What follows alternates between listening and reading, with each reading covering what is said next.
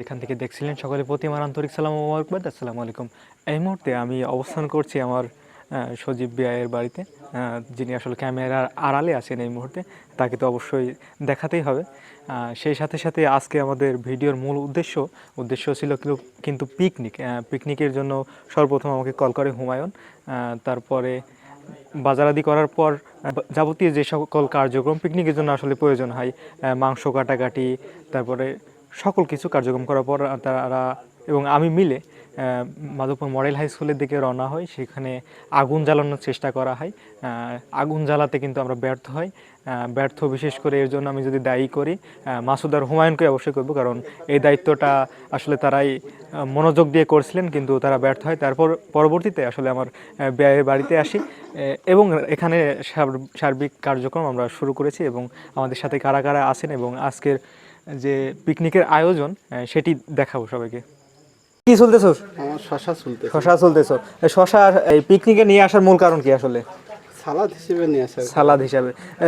তোমার বিরুদ্ধে কিছু অভিযোগ আছে। তুমি কিন্তু আমরা জানি আসলে মাধবপুর মডেল হাই স্কুলে আমরা গিয়েছিলাম, সেখানে আগুন ধরাতে ব্যর্থ হয়েছিল, যার কারণে আসলে আমার সজীব বিয়ের বাড়িতে আসা। আগুন ধরাতে কি কারণে ব্যর্থতার গল্পটা আমি শুনতে চাই। আমাদের পিকনিক করার আগে বিকেলবেলা ঠিক কিছুক্ষণ বৃষ্টি হওয়ার কারণে মাঠে বা আগান বাগানে কোনো খড়ি কাঠ বা কিছুই শুকনা ছিল না। শুকনা খড়ির না থাকার কারণে আগুন ধরাতে আমরা ব্যর্থ হয়েছি। তো আজকে আমরা রাঁধুনি হিসাবে কাকে পাচ্ছি? রাঁধুনি হিসেবে পাইতেছেন হাফেজ মোহাম্মদ মাসুদ রানা। হাফেজ মোহাম্মদ মাসুদ রানা। তিনি কি রান্না করছেন একবার সরাসরি আমরা চলে যাব তার কাছে। আসসালামু আলাইকুম। ওয়ালাইকুম সালাম। আপনি কি রান্না করছেন? এই হরিণের মাংস না, মিথ্যে কথা বলিনি। এই সিকিউরিটি কিসের মাংস এটা? এটা হচ্ছে গরুর মাংস। গরুর মাংস। এক ধাপ এগিয়ে না, মাংস আসলেই ভালো। দেখি মাংসটা দেখি। একেবারে ও মামা, ওইটা কি গরুর পা? ওই ঠ্যাং আছে, ও খাবে, এই জন্য আলাদা হবে। দর্শক আপনারা আসলে কমেন্ট করবেন এটা গরুর পা না অন্য কিছু পা। আমাদের সাথে কিন্তু যুক্ত আছেন আমার এক আঙ্কেল। আসসালামু আলাইকুম। ওয়ালাইকুম আসসালাম। আমাদের পিকনিকে যুক্ত থাকতে পেরে আসলে কেমন লাগছে? আমি আপনাদের পিকনিকে যুক্ত থাকতে পেরে নিজেকে অসংখ্য মনে করছি। তো আসলে পিকনিকে আসার মূল উদ্দেশ্য আসলে জয়েন হওয়ার আসলে একটা ওয়ে লাগে, মাধ্যমটা আসলে কি? আমি হয়তো জানতাম না যে আজকে পিকনিক হবে। আমি আলমডাঙ্গার উদ্দেশ্যে বাড়ি থেকে বেড়াইছি। ইতিমধ্যে আমার সাথে আমার বন্ধু সজীব দেখা হলো। সে বলল যে সজীবের স্পন্সরে আসলে দাওয়াতটি পেয়েছেন। এমন একটা অনুষ্ঠান হবে, তোমাকে থাকতে হবে। আসসালামু আলাইকুম। ওয়ালাইকুম আসসালাম। আমাদের সাথে যুক্ত আছেন প্রবাস থেকে সদ্য বাংলাদেশে এসেছেন, এসে আমাদের পিকনিকে যুক্ত হয়েছেন। কতদিন আছেন আপনি? আর আমি মাত্র আমার সময় ঘুরে আসছে। আমি আগামী 7 আগস্ট চলে যাব। তাহলে কিন্তু আমরা একদম শেষ পর্যায়ে তাকে পেয়েছি। শেষ পর্যায়ে বিদায় মুহূর্তে আসলে তিনি আমাদের সাথে পিকনিকে যুক্ত হতে পেরেছেন। শেষ মুহূর্তে আসলে যুক্ত হতে পেরে কেমন লাগছে আপনাকে? আমার খুবই আনন্দিত লাগছে যে সবার সাথে একসাথে ওই পিকনিক করছি, একটা টুগেদার মিট, এটাই ভালো লাগছে। Thank you. এই পর্যায়ে আমার সাথে যুক্ত হচ্ছেন আমার বিআই। আসসালামু আলাইকুম। ওয়ালাইকুম আসসালাম রহমতুল্লাহ।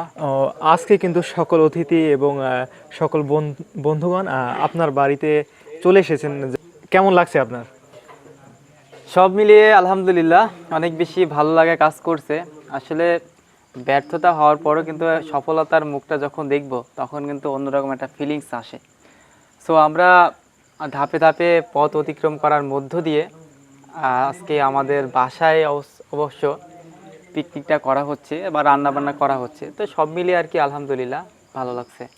তো আমার সাথে আছে হুমায়ুন মিলিটারি থেকে কিন্তু ছুটি পাইছেন মামা? সঠিক না। ছুটি কতদিনের ছুটিতে আসছেন আপনি? 10 দিনের। 10 দিনের ছুটিতে। আর কতদিন আছেন আমাদের সাথে? আছি আজ 6 দিন মতো। 6 দিন। প্রথম দিকে কিন্তু এসে একটি পিকনিকের আয়োজন আসলে উদ্যোগটি আপনারই আমি মনে করি।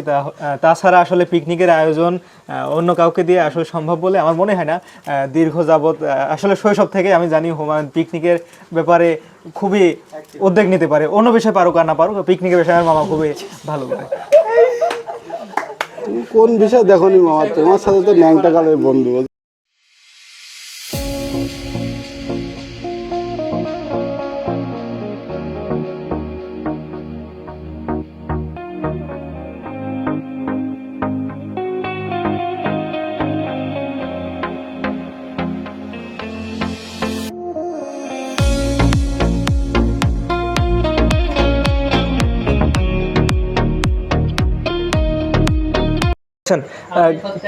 খাবারের মান সম্পর্কে আসলে আপনারা কি বলতে চাচ্ছেন আসলে?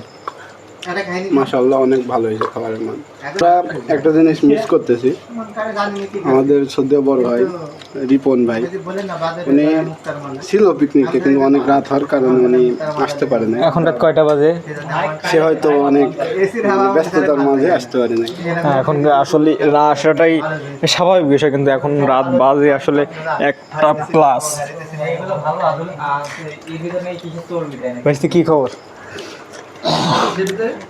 কব কি আর দুঃখের কথা, বাজে এখন রাইতে 1টা, এখন কি খাওয়া যায় তাহলে বলো দিনে। তো কি খাইছো তুমি?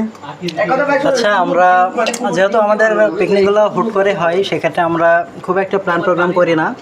আমরা যেহেতু সবাই ব্যস্ততার মাঝে থাকি, আমরা যেহেতু রাত্রের দিকে ফ্রি হয়ে, জন্য আমরা রাত 9টার পরে প্ল্যান করার পরে আমরা বাজার করে পিকনিকটা করি।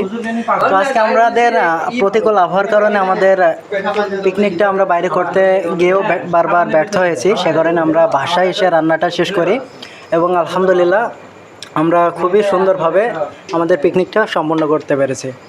কি খাইতেছো তোমরা? আমরা এই মধ্যে স্পিড খাইতেছি, পিকনিক শেষ। তোমরা স্পিড খাইতেছো আর মদের ফিল নিতেছো?